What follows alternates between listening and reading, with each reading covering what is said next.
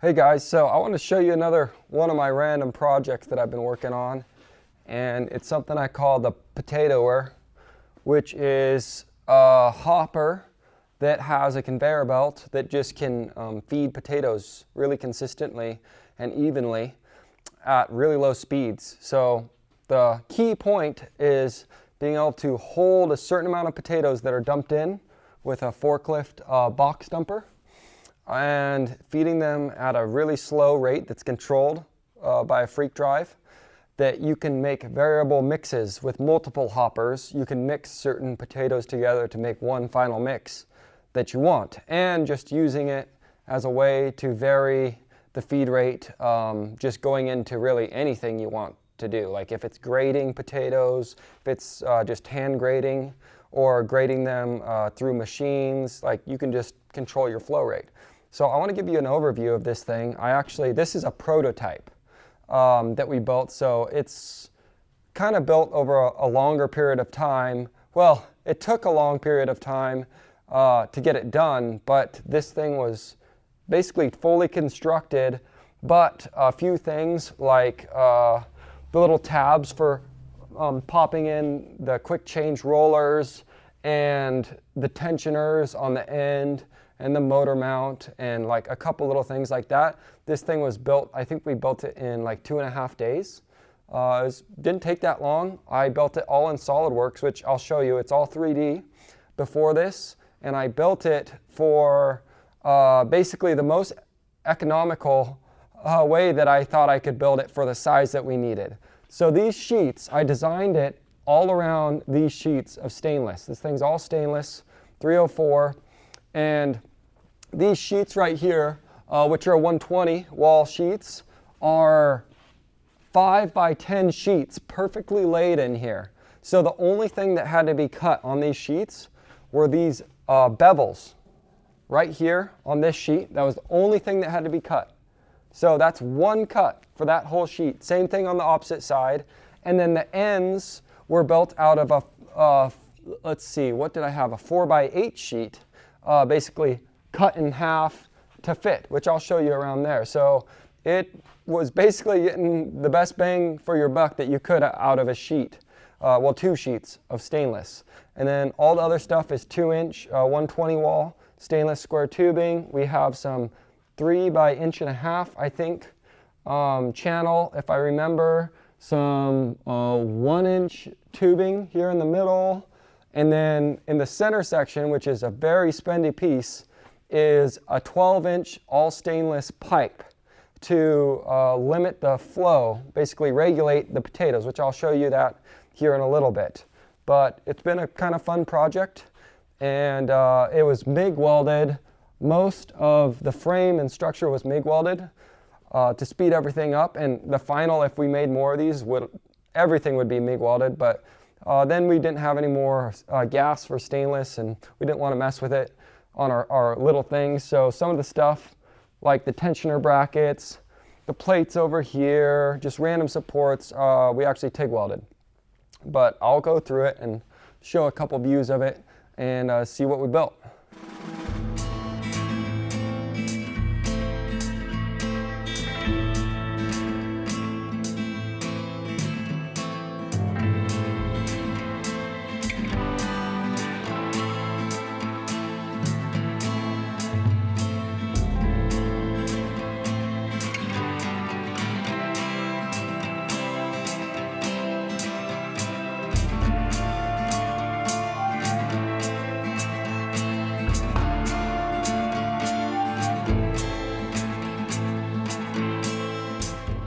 So this is the side that the forklifts will dump into. Basically, they'll come from this side and get right up in here and be able to dump spuds in here.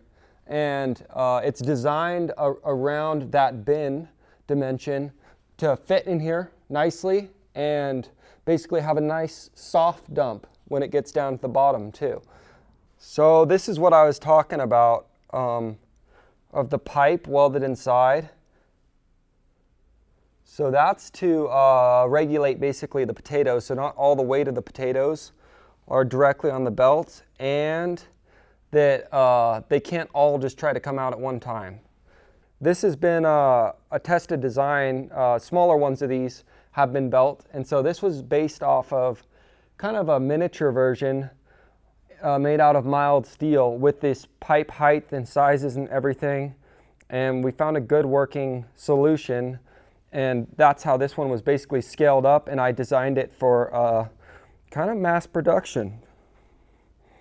As you can see with that cross section, that pipe covers a lot of that belt, so that helps make a nice, smooth, efficient potato flow coming out the other side. So on this side, there is still a couple little things that we will have to do, which is basically put in some like a little basically fins right in here so the potatoes can't fall off the edges of this belt, which that's just a little thing we need to kind of tack on, but we aren't for sure how exactly.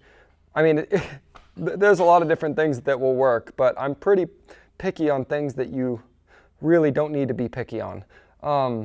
So I want to get them exactly how I want them. So I kind of want to run some stuff through it and see how a lot of the potatoes are falling and how high up these corners they go and different things. But this pipe, I don't know if we'll cap it or not. I mean, nothing can get in it.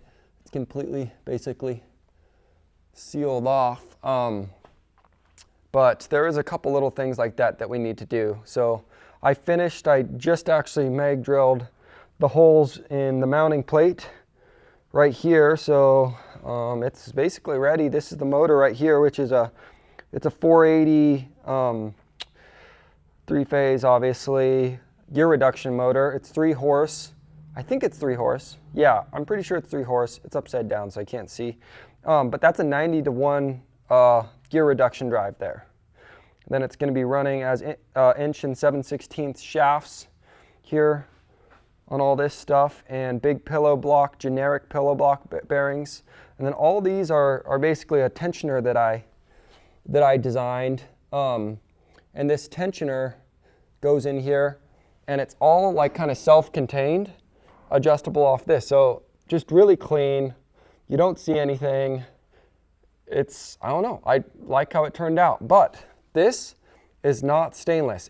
And that's why we had to make these mounting plates and bolts. So this is removable, not stainless. You can put them on there. And the main reason was it was very hard to find stainless tubing of that size that can fit in each other and just all the parts that we needed. It was just very hard to find in small quantities. So for this sake, we just went with a bolt-on tensioner, which it doesn't matter if it's not stainless, it's not touching any food, so that's totally fine. And these drums were all this stuff was handmade basically here. There was nothing was CNC cut. Everything was cut out by us by hand. So even this shaft, I made this keyway here by hand. I used a grinder and a file and cut the keyways. So, and that's exactly why I got to start buying some machine shop stuff, but I have a lot of other things I need to do before that. This other shaft, I had somebody make that goes in here, a 2-inch shaft to inch and 7/16. Basically, it came out real nice, and everything else is just kind of coming together. So the other kind of crazy thing is, like I said, we built this thing in about probably 2.5 days, and then the other things we've had a couple days trickled in, but it took us a year to actually get it done. Well, mostly me, but Nate, I'm actually in his shop right here of NJW Fab. A good friend of mine has helped me put all this thing together, and basically we had a cut list of things, and I had all the papers and drawings, and we cut everything out in one day, basically made the frame. I think that same day we started on it and then laid everything in, and I think he spent about a day welding. So just MIG welding everything up. It went pretty quick, but that year timeline, I just had to get some things drawn up, and that motor, I like getting things cheap. Bought that motor brand new off eBay for 200 bucks. I want to do things relatively cheap on this thing just to see how cheap I could get it. But it's a very economical tub for how it looks being all stainless. When it's done, the price point is about a quarter of what anything I've seen anybody else make. The other crazy thing is, it's kind of funny, this thing is sat outside that whole time for a year in the rain, in the snow, in the sun, and it just looks awesome. I mean, it's still got little things of surface rust sitting on certain things that I'll have to get cleaned up, but it's just crazy. Stainless is so cool. It just looks great. So the other thing about this thing is when I designed the whole tube structure for it, I did FEA on all of it in Solidworks. I did all the stress testing. So that's why, I mean, I have all my volumes, I know all my weights, and it is got a decent safety factor to it, but it's not your typical farmer overbuilt safety factor. So everything's as small as I feel comfortable with, but as safe as I want it to be, being in a facility that has a lot of people around, forklifts, and accidents happen. So I'm pretty excited to get it running, get a belt on it. So we're sitting inside here looking at the channel here, and all these things are actually the only thing that was cut, basically CNC-wise, and they were from just send, cut, send, and they're lasered out of 3/8 stainless. So they're the exact profile as these quick change rollers here.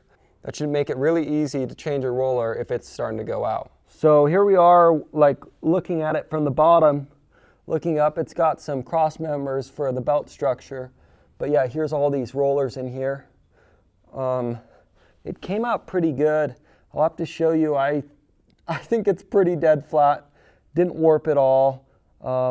It turned out really good with all the rollers. It sucks with stainless not being able to use a mag drill in certain spots. I mean, when I drilled all these holes for all that, and a lot of these holes in the stainless, you know, I just clamped on some pieces of mild steel and just did it like that, but it was hard getting it in the right spot and for that to work.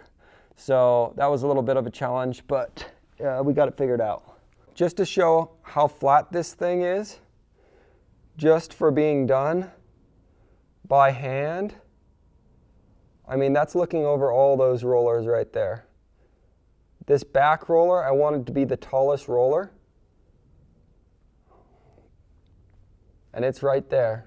The drive roller is the tallest roller. Everything else is pretty dead even. Even with the 90-to-1 gear reduction, the ratio I was planning to do, I still have a 12 tooth over here and a 19 tooth over here. I forget what the exact number is, but I think I end up right around gear reduction of 140-to-1 right here, which I think is going to be the proper amount that we're aiming for. I wanted to have a little bit lower gear than the mild tanks that we were basing a lot of dimensions off of, but just because this thing's a lot bigger and holds a lot more potatoes. The other thing was, I absolutely loved working on stainless on this project. Like, it's got its pains, but I thought it was awesome. Like, one of my favorite things here. It TIGs so nice, and I love TIG welding, but for something like this, you know, you don't want to just waste all your time TIG welding a potato hopper. You know, that's a little unnecessary, but I mean, some of these welds that we did here, I think I welded this one, but I mean, they're probably a little bit too fancy for a potato hopper.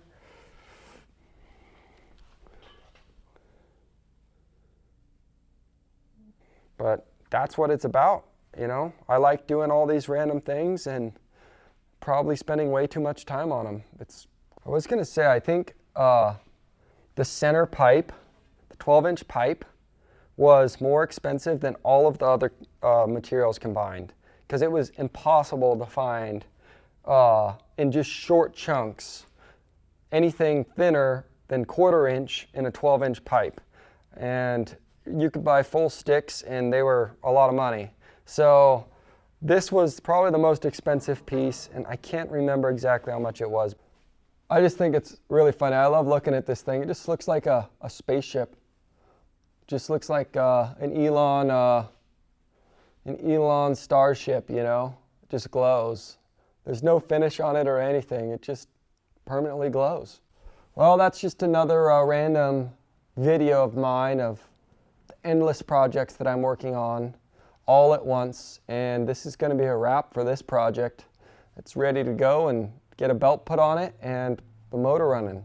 So we'll have to show maybe a video of it running or how it works. And no matter if I build another one, I'm going to have all my updates for it and fix it just so I know. So if anytime in the future, you know, somebody wants a all stainless potato hopper, I'll be ready.